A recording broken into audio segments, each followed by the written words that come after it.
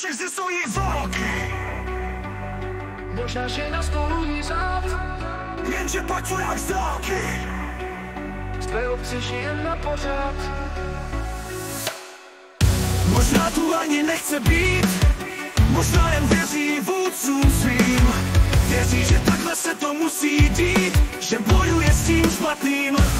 Vláda ji povolá v dopisu krátkém, kde píše, kdy uniformu si obleknout má. A potom dojede k tobě s tankem a tvoje přání žít ho nezajímá. Dojede sebrat, co je tvé, přivlastní si dům tvůj. Pak zapomeneš na to dobré, když se zahrady je rozstřílený hnůj. Pak i ty pocítíš, co je jech, když si svého už není. Pomsta nemůže vrátit tak úspěch, ale chceš to zadosti učinění.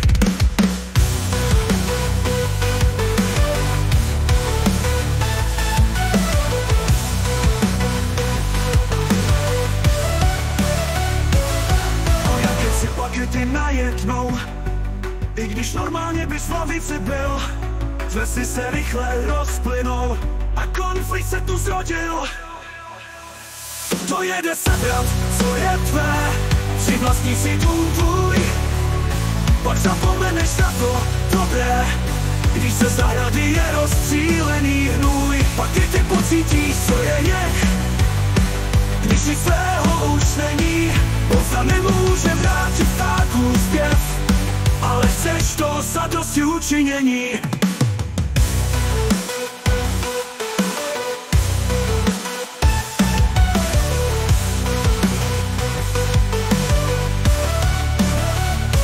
Je na konci jedno, kdo první pravdu měl, nebo na čí straně bojovník stál. Na všech stranách totiž někdo umřel a hroby nevinných hrdinů mlčí dál.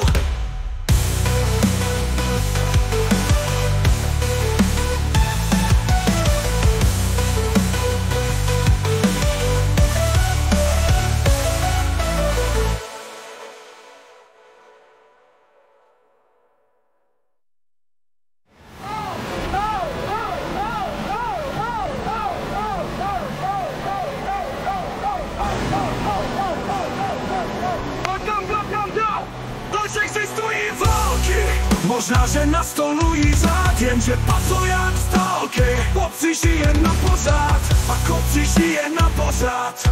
Možná tu ani nechce být, což nic svého už není. Pomsta nemůže vrátit tak úspěch, ale chceš to zadosti učinění. Vojákem si pak i ty najednou, i když normálně bys v lavici byl.